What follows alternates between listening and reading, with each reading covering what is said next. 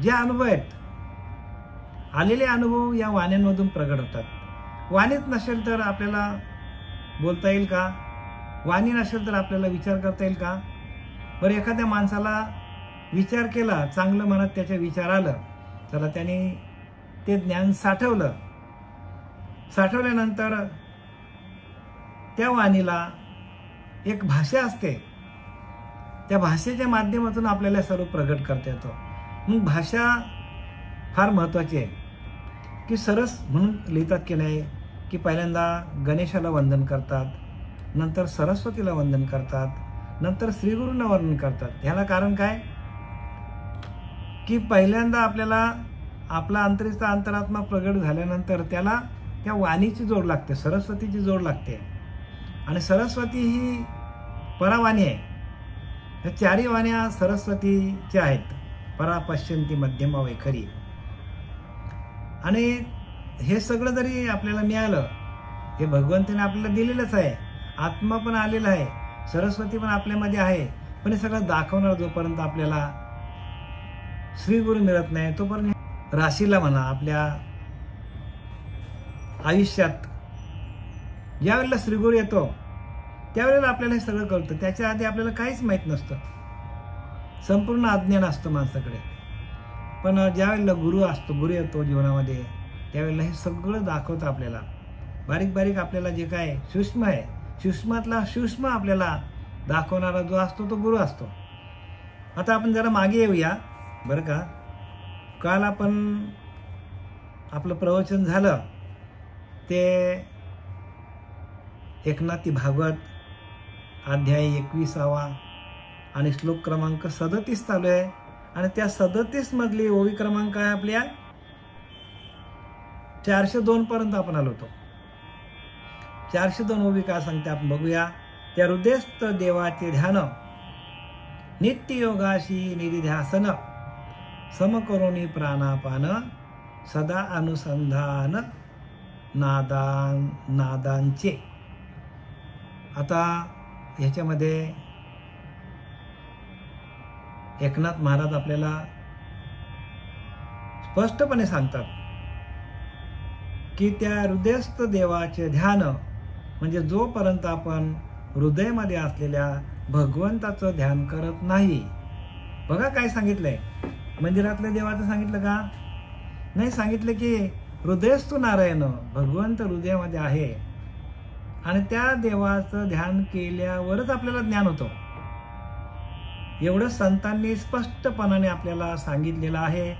पण तसा दाखवणारा गुरु आपल्या जीवनामध्ये येत नाही, कारण आपले प्रत्येकाचे प्रारब्ध येतात. तुकोबाराय म्हटलं की नाही, तुका म्हणे आहे तरी सर्वाहून सोपे. सगळ्यात सोपं आहे, पण शहाणा तो धनी घेत असे. शहाणा होत नाही कोणी आणि घेत नाही, कारण नाम आपण घेतल्याशिवाय आपल्याला ह्या ज्ञानाची आत्मप्रचिती येणार नाही. म्हणून नाम घेता राहू नका, नाम घ्या, प्रत्येकाने ध्यान करा. आम्हाला जे अनुभव आलेले आहेत ते आमचे सच्चिदानंद सद्गुरू पांडुरंग देवकर बाबा, श्रीपाद बाबा, रामदास बाबा ह्यांच्या कृपा आशीर्वादाने त्यांनी दिलेल्या प्रक्रिया आहेत. त्या प्रक्रियेच्या माध्यमातून आम्हाला हे ज्ञान झालेलं. आणि म्हणून आम्ही अधिकार घेऊन आम्ही इथं तुम्हाला सांगायला आलेलो आहोत, कारण आम्हाला तसा अनुभव आलाय. आणि अनुभव आल्यामुळे आम्हाला सांगण्याची ती जी प्रज्ञा जागृत झाली त्या अनुभवातून झालेली आहे. नाथांचं प्रत्यक्ष अनुभूती त्यांनी इथे प्रत्येक शब्दामध्ये लिहिलेली आहे. म्हणून काय म्हणतात बघा इथे आता की त्या हृदयस्थ देवाचे ध्यान, नित्य योग्यासी निधिध्यासन, समकरोनी प्राणापान. म्हणजे काय सांगतात, हृदयामध्ये असलेल्या त्या भगवंताचं, त्या आत्मदेवाचं ध्यान, नित्य योग्यासी निधिध्यासन. जो योगी असतो तो काय करतो, निधिध्यास म्हणजे एक ध्यास लागलेला असतो त्याला. प्रत्येक माणसाला ध्यास लागला पाहिजे. जसा विषयाधीन माणूस असतो त्याला विषयांचा ध्यास लागलेला असतो. जसा एखादा लोभी माणूस आहे त्याला पैसा कमवायचा ध्यास लागलेला असतो. जसा एखादा पिणारा माणूस आहे त्याला पियाचा ध्यास लागलेला असतो, रात्रंदिवस डोक्यात तेच विचार असतात. तसं योगी कोणाला म्हणतात की जो नित्य नामी, जो नित्य त्या नामामध्ये एकरूप झालेला तो योगी सांगितलाय. नित्य त्या भगवंताच्या नामामध्ये सातत्याने निरंतर एकरूप झालेला जो साधक असतो, जो सिद्ध पुरुष असतो, त्याला योगी म्हणतात. थोडक्यात काय इथं पुढे लिहिलं आहे, समकरोनी प्राणापान, म्हणजे प्राण आणि अपान, प्राणवायू आणि अपानवायू हे दोन्ही समान करायचे. आता ह्या प्रक्रिया आहेत त्या तुम्हाला ध्यानाच्या प्रक्रिया आहेत. इथं तुम्हाला आम्ही 1-1 तास जरी सांगितलं तरी त्यातून जोपर्यंत तुम्ही प्रयोग करत नाही, त्याला एक्सपेरिमेंट म्हणतात, जोपर्यंत आपण ध्यानाला बसून त्याचा अनुभव घेत नाही तोपर्यंत आम्ही किती पण ओरडून सांगितलं तरी तुम्हाला कळणार नाही. कारण ह्या सगळ्या योगिक क्रिया आहेत आणि योगिक क्रियातून आपल्याला निर्गुण निराकाराची ओळख होतो. भगवंत निर्गुण निराकारच आहे, कारण निर्गुणातून सगुणाचा जन्म झालेला आहे. सगुणाची उत्पत्ती निर्गुणातून झालेली आहे. जे दिसत नाही ते परब्रह्म आहे, जे दिसतं ती माया आहे. लिहिले की नाही, माया दिसे परी नासे, ब्रह्म न दिसे परी न नासे. सोप्या भाषेत सांगितलेलं आहे. माया दिसे परी नासे, माया दिसते आपल्याला, जे जे काय दिसतं त्याचा एक दिवस नाश होणार आहे. ब्रह्म न दिसे न नासे, ब्रह्म दिसत नाही आणि ते त्याचे असे सर्व काळ आहे. जरी आपण इथनं निघून गेलो तरी ब्रह्म सदोदित आहे. ब्रह्माचा कधीही नाश होत नाही. आधी अनादी काळाचं परमतत्व आहे आणि त्या ब्रह्मावरती मायेचा विस्तार आहे. संपूर्ण माया त्या ब्रह्मावरती विस्तारित झालेली आहे आणि त्या ब्रह्माची ओळख घेण्यासाठी समकरुणी प्राणापान, म्हणजे प्राण आणि अपान यांची भेट व्हायला पाहिजे. परे वाचून आरते पश्यंती खालते, तेथून स्वराचे जन्मस्थान उठे. रामदास स्वामींनी लिहिले. म्हणजे परेच्या वर आणि पश्यंतीच्या खाली तिथे काय होतं आपल्याला, तर आपल्या प्राणापानाची भेट होते. प्राण आणि अपान हे दोन वायू आहेत, ते आयुष्यात एकमेकाला भेटत नाही. माणूस मेला तरी ते भेटत नाही आणि तिथूनच खरी कला आहे. ती एक योगियांची कला आहे. योगियांकडे ही कला आहे आणि त्या कलेच्या माध्यमातून ते भगवंताशी एकरूप होतात. आणि ही कला कोणी कोणाला दाखवत नाही, कारण जोपर्यंत प्राणापणाची भेट होत नाही तोपर्यंत आपल्याला आत्मज्ञानाची स्थिती बांधली जाणार नाही. सगळं वायुतत्वावर आहे. कुंडलिनी म्हणजे काय, संपूर्ण वायुतत्व आहे. प्राण अपान व्यान उदान समान, नाग कृम कृकल देवदत्त धनंजय, हे सगळे वायू आपल्या शरीरामध्ये असतात आणि त्या संपूर्ण वायूशी, त्या वायू संपूर्ण अंगामध्ये खेळून आपण त्या परब्रह्म तत्वाशी एकरूप होणं आणि तिथून आपल्याला जी खऱ्या ज्ञानाची ओळख होतो. आणि खरं सुख तिथे आहे. संपूर्ण सुख कुठे आहे, तर त्या प्राणापानाची भेट झाल्यानंतर आपल्याला त्या नाभीतून जे काय ऊर्जा निघते, जे काही चैतन्य आपल्या ब्रह्मरंध्राकडे जाते, ते आपल्याला विशुद्धी चक्रामध्ये गेल्यानंतर आपल्याला जो आनंद प्राप्त होतो, आत्मसुख प्राप्त होतो, आत्मानंद प्राप्त होतो आणि मग तिथून आपल्याला ते ब्रह्मरंध्रात नेता यायला पाहिजे आपल्याला. आणि ब्रह्मरंध्रात गेल्यानंतर आपल्याला संपूर्ण देहाचा विसर पडतो. मी आणि माझी आठवण, विसरले जायचे अंतःकरण, पार्था तो संन्यासी जा निरंतर, आणि त्याला संन्यासी म्हणतात. मी आणि माझा आपण करत बसले, पण ते तिथं मी आणि माझं काहीच नाही. फक्त आपण भगवंताशी एकरूप होणं आनंद स्वरूप अवस्था आहे. आणि त्या अवस्था होणं प्राणापानाची समकरुणी प्राणापान, म्हणजे प्राणापानाला एका ठिकाणी येऊन प्राणापानाची टक्कर होते तिथे आणि सदा अनुसंधान नादांचे, आणि मग तिथून नाद ब्रह्म तयार होतो आणि सदा अनुसंधान म्हणजे सातत्याने आपला अनुसंधान तिथून चालूच राहतो. माझे वेद तत्व जे का गुप्त प्रणरूपे हृदयांत योगी सदा अनुभवित त्यांचे स्वरूप निश्चित अवधारी. आता मी तुम्हाला काय सांगतो, भगवंत म्हणतो उद्धवाला, तुला आता मी काय सांगतो की माझे वेद तत्व जे का गुप्त, हे गुप्त तत्व आहे, जे वेदामध्ये आहे पण ते गुप्त आहे. आणि म्हणून जरी वेदांनी जरी लिहिला तरी सांगणारा यायला पाहिजे, सांगणारा अनुभवाचा असेल. बरेचसे पंथ आहेत पण त्या अनुभवाचं काहीच सांगत नाही. का? त्यांना अनुभूतीच नाही. त्यांना अनुभव नाही तर ते तुम्हाला कसं सांगणार? जो तिथे जाऊन आलाय तोच सांगेल तुम्हाला. एखाद्याने दिल्ली बघितलीच नाही आणि एखादा माणूस दिल्लीला जाऊन आला आणि त्याने त्या दुसऱ्या मित्राला सगळा दिल्लीचा इतिहास सांगितला. ज्याने दिल्ली बघितले तो निघून गेला आणि ज्यांनी दिल्ली बघून विस्तार केलाय त्याने ऐकलंय फक्त. मग तो ऐकून लोकांना बंडल बाता मारत फिरतो, दिल्ली अशी आहे, दिल्ली तशी आहे, दिल्ली अमुक आहे. अरे पण तो दिल्लीला गेलाय का? नाही. मग तो माझा मित्र गेला. मग तुझा मित्र गेला मग तुला अनुभव काहीच नाही ना. तसं आपण त्या परमात्मा तत्वाशी एकरूप झालो तरच आपल्याला त्याचे अनुभव येतात. जे काय पंथ चालले आहेत जगामध्ये त्या अनुभवाचे पंथच नाही. का अनुभव किती गहन आहेत आणि त्या अनुभवातून आनंद किती आपल्याकडे. सोमात्मा स्वानंद घन आजन्मा तो तूच जाण, जन्मानुजन्माचा आपण तेच आहोत, आपण आनंद घनच आहोत. मग आपल्याला दुःख वाटायला काय येतो? का आपल्याकडं ती प्रक्रिया नाही. आपल्याकडे त्या भगवंताशी आतमध्ये असलेल्या हृदयस्थ असलेल्या नारायणाशी एकरूप होऊन त्याचं भजन कसं करायचं हे कोणालाच माहित नाही.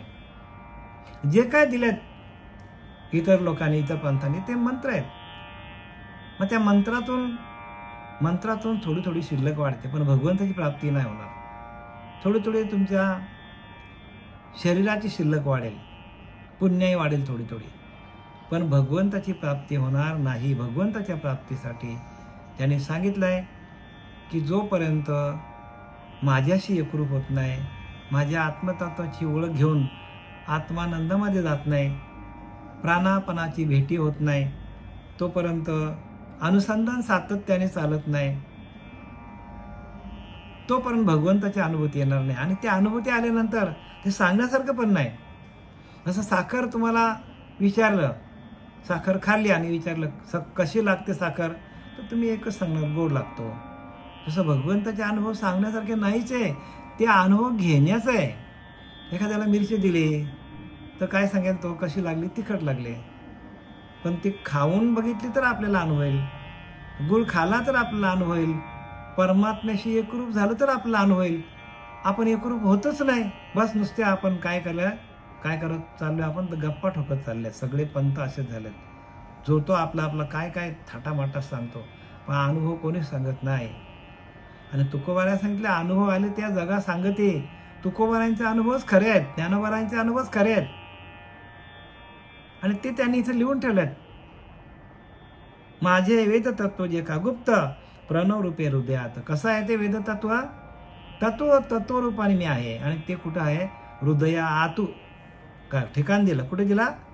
हृदया आतू म्हणजे हृदयाच्या आतमध्ये आहे ते, असं सांगतात. आता काय याच्या पलीकडे काय सांगणार? पण एवढूच सोपा मंत्र परी नेमस्त. सोपा मंत्र आहे, सोपा नाम आहे, पण तो नेमस्त चालला पाहिजे. मंत्र नेमस्त चालत नाही, मंत्र बंद पडतात, पण नाम अखंड चालतं. आपल्याला नाम घ्यायची गरज लागत नाही. कितीही प्रयत्न करा तुम्ही, पण त्याला पण प्रक्रिया आहे आणि ते नाम पण नंतर बंद आहे. नाम पण नंतर बंद करायचं आहे, कारण नाम आपल्याला नंतर ते नाम पण आपल्याला त्रासदायक होतो. म्हणून त्याच्यानंतर आपल्याला ज्ञानोत्तर भक्ती आहे आणि ती ज्ञानोत्तर भक्तीमधला एक अंग तुमच्या समोर आम्ही सादर करत आहोत आणि ते म्हणजे एकनाथी भागवताचं वाचन, ज्ञानेश्वरीचं वाचन, तुकोबारांच्या गाथेचं वाचन. त्याच्यातलं एक अंग आहे अजून अनेक अंग आहेत ज्ञानोत्तर भक्तीचे, पण ते आम्ही एकदम सांगू शकत नाही. आपण रोज जर या ऐकत गेलं तर त्यातला काही भाग तुम्हाला कळेल. माझे वेद तत्व जे का गुप्त प्रणवरूपे हृदयात. बघा, प्रणवरूपे म्हणजे ओंकार स्वरूपाने ते हृदयाच्या आतमध्येच आहे. योगी सदा अनुभवित आणि योगी लोकांना त्याचा सातत्याने अनुभव येतो असं नाथ महाराज सांगतात. मग आपल्याला अनुभव आलंय का बघा. आपल्याला अनुभव आलं तर आपण योगी आहोत, नाही तर आपण भोगीच. मग आता योगी व्हायचं का भोगी व्हायचं, ज्याने त्याने. म्हणून गुरुला शरण जा. गुरु दाविलिया वाटा. गुरु आपल्याला आतमधल्याच वाटा दाखवतो, बाहेरच्या वाटा दाखवणारा गुरु नाही. म्हणजे काय डोळ्याने दिसतं ते खरं आहे का, तर नाही ना. डोळ्याने दिसतं ते खोटं आहे ना. जे काय यद दृष्टम तन नष्टम लिहिले की नाही, जे डोळ्याने दिसतं त्याचा नाश होणार आहे. म्हणजे दिसत नाही ते काय, तर ते गुह्य आहे. ते दाखवणारा गुरु आपल्याला मिळाला पाहिजे. आणि ते गुरु आपल्याला या प्रक्रियेच्या माध्यमातून त्या परब्रह्म तत्वाशी एकरूप करतात. आणि मग आपल्याला रोमारोमामध्ये ते भजन चालतो. मग जिकडं जाल तिकडं आपल्याला त्याचा अनुभव. जिथं जातो तिथे तू माझ्या सांगाती चालविषयी हाती धरून या. तोच आपल्याला हाताला धरून चालवतो. असे आपल्याला अनेक प्रकारचे अनुभव आहेत.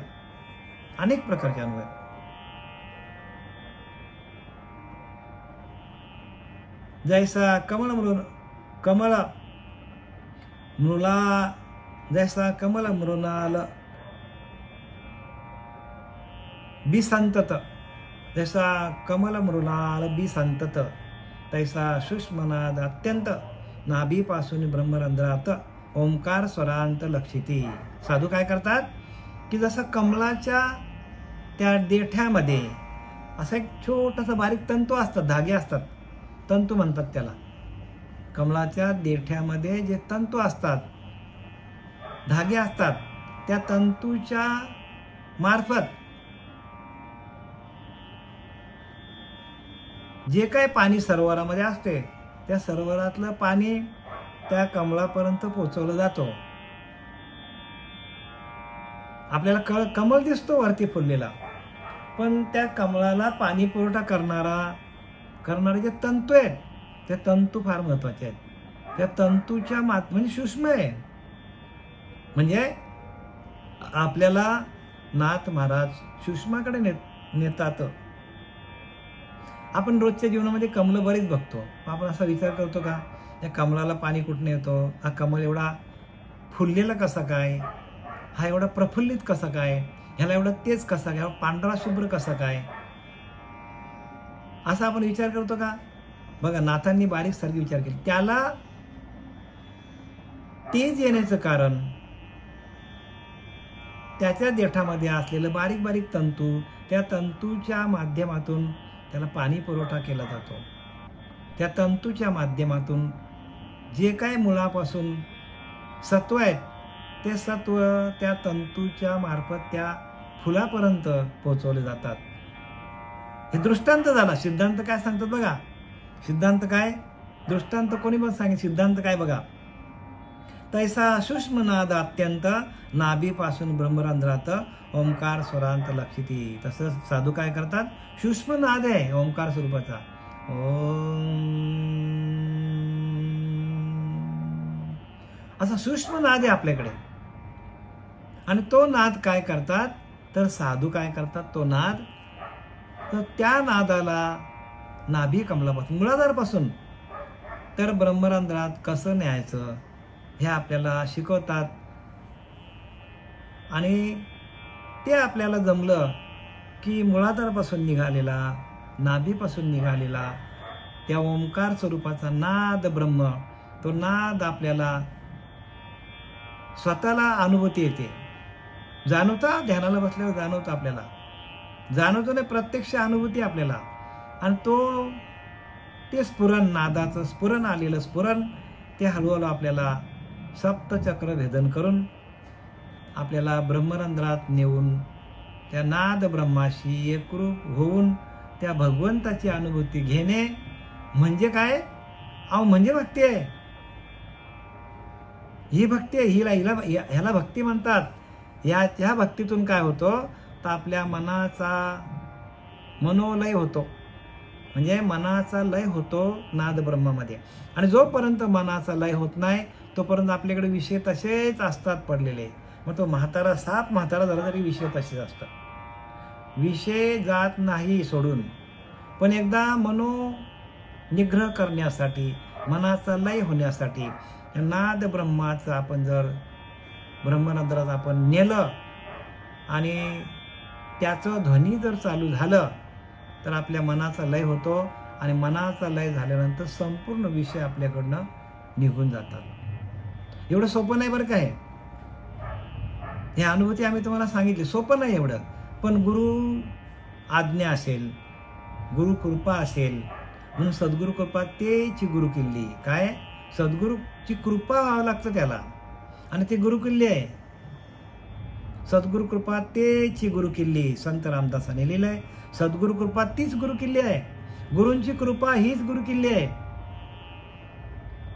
जेने ज्ञानदृष्टी प्रकाशले, ज्या गुरुच्या कृपेतून ज्ञानस्वरूप अवस्था होते आणि त्यातून आपल्यामध्ये ज्ञानस्वरूपाचा प्रकाश आपल्या अंतरीच्या अंतरात्म्याकडे तयार होतो. नवीन संपूर्ण शरीरामध्ये या ओंकाराचा नाद तयार होतो. जेणे ज्ञानदृष्टी प्रकाशले, द्वैत कपाटे उघडले एक सरे. संत रामदासाने लिहिले. द्वैत कपाटे म्हणजे काय, मी आणि परब्रह्म वेगळा आहे, याला म्हणतात द्वैत, म्हणजे दोन भाव. मी वेगळा आणि देव वेगळा. पण ज्या वेळेला हा नाद ब्रह्म आपल्यामध्ये प्रगट होतो त्यावेळेला आपणच परब्रह्म आहोत. ते नाद ब्रह्म मी आहे, 14 ब्रह्मापैकी नाद ब्रह्म मी आहे, असा भाव तयार होतो. आणि त्या अनुभूती येणं फार महत्वाची. सगळ्यात मोठा शास्त्र कोणता असेल तर तो नाद ब्रह्म. या नाद ब्रह्मातून, ओंकार तत्वातून संपूर्ण ब्रह्मांडाची रचना, सृष्टीची रचना झालेली आहे. आणि ते आपल्या हरियाला हाता, मग काय भयचिंता, ते आपल्या हातात यायला पाहिजे. आता मी तुम्हाला माहिती सांगितली, पण प्रॅक्टिकली जो आहे तो ज्या वेळेला आम्ही ध्यानाला बसवतो त्यावेळेला ह्या गोष्टी प्रॅक्टिकली आम्ही करून घेतो. आणि ह्या प्रॅक्टिकली एकदा तुमच्या लक्षात आल्या की ब्रह्मज्ञान तुम्हाला प्रगट झाल्याशिवाय राहणार नाही. म्हणून ब्रह्मज्ञानाचा उपदेश, ब्रह्मज्ञानाविना उपदेश म्हणून हे विशेष. ब्रह्मज्ञानाच्या उपदेशाशिवाय इतर जे काही उपदेश आहेत ते आपल्याला अंतकाली कुठेच कामाला येणार नाही. ब्रह्मज्ञानाविना उपदेश म्हणून विशेष, जैसे धान्यविना भूस खाता नये. रामदासांनी लिहिलंय. जसं धान्य टाकलंय आणि आपण भुसाच खात बसलोय, तसं आपण नाद ब्रह्म टाकलंय आणि आपण नको त्या पूजा करत बसलोय. देवाला भेटायला काय जातो, नारळ काय घेऊन जातो माणूस, श्रद्धेने करा, श्रद्धेने आम्ही नाही म्हणत नाही. फुलं काय वाहतो, पानं काय वाहतो, फुलं माला काय जपतो, हे कधी समजेल आपल्याला. नाथांनी सांगितलं हे नाद ब्रह्म आहे, हे ब्रह्म आहे. आणि या ब्रह्माच्या अनुभवातून आपल्याला जन्म मरणाचा फेरा चुकवता येतो, 100% येतो. एकदा का त्याच्या लहरी तुम्हाला ऐकायला आल्या आणि तुमचा मनोनिग्रह झाला की तुमच्या मनाकडे त्या नादाच्या लहरी सातत्याने प्रवाहित राहतात. आणि एकदा प्रवाहित त्या लहरी राहिल्या की मग त्या प्रवाहामध्ये कुठलाही विषय आला तर तो बाजूला होतो, वाहत जातो पुढे. का तुमच्या टालक्यामध्ये ते थांबत नाही. जसा प्रवाह, पाण्याचा प्रवाह, त्या प्रवाहामध्ये एखादी घाण आली, कचरा आला तर तो पुढे सरकून जातो आणि त्या प्रवाहाच्या पाण्याला आपण पकडू पण शकत नाही. तसा आपल्यामध्ये नाद ब्रह्माचा प्रवाह एकदा सुरू झाला की आपल्याकडे आलेले विषय पण पुढे निघून जातात, सरकतात. विषय तर येत नाहीच, पण आले तर ते पुढे जातात, आपल्याकडे थांबत नाही. म्हणजे हे त्यांना सांगायचं, ही अनुभूती आहे. आणि ह्या अनुभूती येण्यासाठी संतांनी अथक कष्ट केलेले आहेत.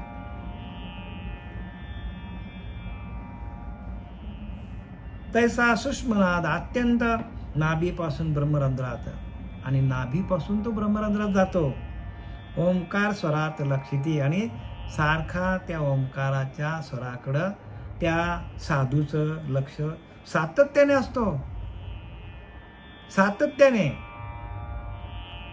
खंडन पडला की लगेच आपल्याला विषय पकडतील. मग तिथे कोणी पण असू दे, ते लाड नाही. साधू जरी झाला तरी त्या नादाच्या लहरी थांबल्या की लगेच काय होतो, ताबडतोब विषय पकडतात माणसाला. ताबडतोब माणसाला अहंकार येतो. ताबडतोब माणसाला रजगुण तमगुण सत्वगुण येऊन माणसाला नको तिकडे नेतात. आणि म्हणून संतांशी शरण गेल्याविन न कळे नाम. संतांना शरण गेल्याशिवाय नाम कळत नाही. म्हणून ऐका जनार्दनी गुरुच देव. महाराज सांगतात, जनार्दन स्वामीची शपथ घेऊन सांगतो, गुरुच देव येथे नाही वा संदेह. कुठल्या देवाला भेटल्यावर तुम्हाला हे सांगेल, सांगा मला तुम्ही. कुठला देव तुमच्याशी बोलेल? मी आता काही नाव घेत नाही देवांचा. कुठल्या देवाकडे गेल्यानंतर हे तुम्हाला सांगेल की जीवशिवाची मिठी कशी पाडून घ्यायची, आपल्या प्राणापानाच्या भेटी कशा करून घ्यायच्या, ते नाद ब्रह्म सुरू कसं करायचं, ती कुंडलीने जागृत कशी करायची, हे कोण सांगेल तुम्हाला? सांगतील का पंतवाले? नाही सांगू शकत. आणि बघा काय लिहिले आपल्या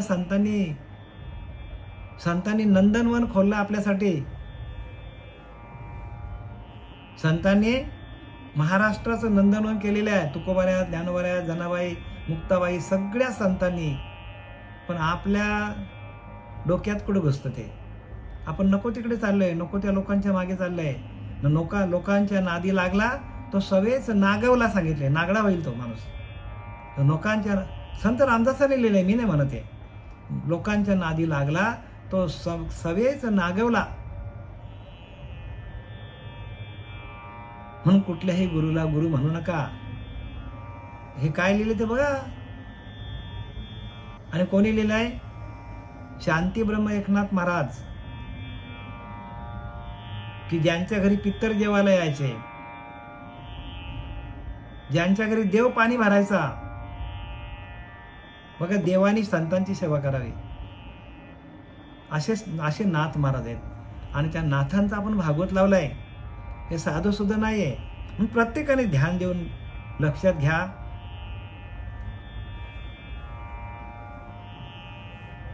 तैसा सूक्ष्मनाद अत्यंत नाभीपासून ब्रह्मरंध्रात ओंकार स्वरांत लक्षिती. बघा, ओंकार म्हणजे ओम या स्वरामध्ये ते काय करतात, तिथे लक्ष देत असतात. ब्रह्मरंध्रात स्थिर होतात. ऐसा ओंकाराच्या स्वरात नाभीपासून ब्रह्मरंध्रांत सूक्ष्मनादाचा निजतंत योग धारणा राखत महायोगी. योगी काय करतात? मोठे मोठे योगी हेच करतात. तुम्ही आम्ही पण योगीच आहोत, लक्षात ठेवा. पण तुम्ही नाम घेतला, साधना केली, ध्यान केला, तर तुम्ही आम्ही योगीच आहोत. तुम्ही आम्ही योगीच आहोत, भोगी नाहीत तुम्ही आम्ही. प्रत्येक माणूस हा योगीच आहे. पण हे तशा गुरुला शरण झालं पाहिजे. आणि संसार साधूनी परमार्थ करायचा. आपल्याला संसार टाकून अजिबात नाही करायचा. आणि संसारात तुकोबाऱ्या संसारात राहिले, नाथ महाराज संसारात राहिले, आणि त्यांनी लिहिले त्यांचं शास्त्र हा. मग ते का खोटं आहे का? तुम्ही आम्ही संसारात राहूनच आपल्याला ह्या गोष्टी प्राप्त करून घ्यायच्या आहेत. प्राप्तीची गोष्ट आहे. आणि ही प्राप्ती आपल्याला एकदा मिळाली तर आपला जन्ममरणाचा खंडन झाला. नाही तर आपल्याला जन्ममरणाचा फेरा चुकवता येणार नाही. म्हणून ऐसा ओंकाराच्या स्वरात, ओंकारा तत्वाच्या स्वरांच्या आतमध्ये नाभीपासून ब्रह्मरंध्रात. बघा लिहिलं की नाही, ते नाभीपासून चालू होतो.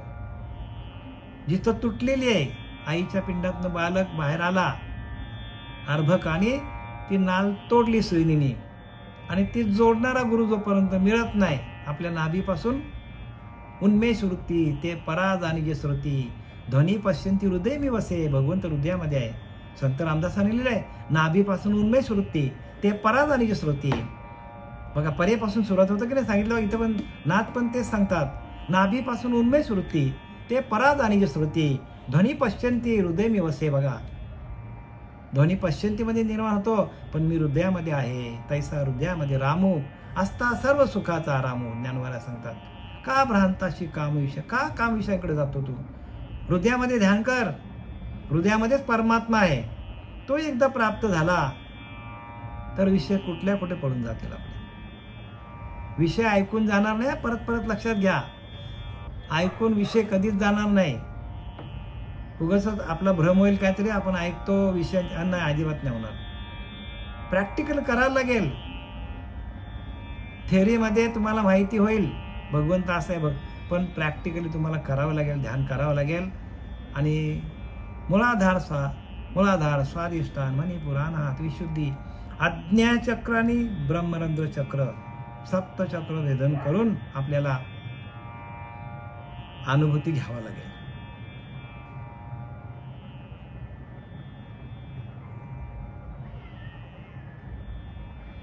ऐसा ओंकाराच्या स्वरात नाभीपासून ब्रह्मरंध्रात सूक्ष्म नादाचा निजतंत. बघा, सूक्ष्म नाद आहे तिथे, आणि निजतंत तंतुरूपाने आहे. जसं त्या कमळाला तंतूमधून पाणी पुरवलं जातो, तसं आपल्या ब्रह्मरंध्रामध्ये असलेलं कमल, त्याला काय म्हणतात? सहस्त्रदळ कमल म्हणतात. ब्रह्मरंध्राला दुसरा एक नाव आहे सहस्त्रदळ कमळ. आणि त्या सहस्त्रदळामध्ये असलेलं कमळ, त्या कमळाला हे नाद ब्रह्म, भगवंताच्या नामाचा नाद ब्रह्माचा तिथं सहस्त्रदळ चक्रामध्ये आपल्याला अनुभव येतो. सहस्त्रदळ कमल, आणि तिथं आपल्याला नाद ब्रह्म न्यायचा. जसा तो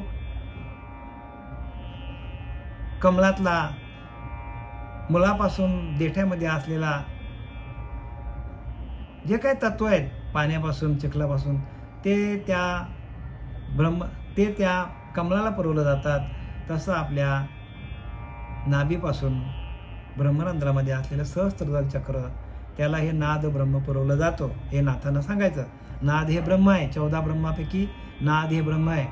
शब्द ब्रह्म आहे, खम ब्रह्म आहे, नंतर सगुण ब्रह्म, निर्गुण ब्रह्म, अनुभव ब्रह्म, चैतन्य ब्रह्म, तदाकार ब्रह्म, नाद ब्रह्म, अनिर्वाच्य ब्रह्म, असे 14 ब्रह्म आहेत. संत रामदासांनी लिहिले आहे दासबोधामध्ये.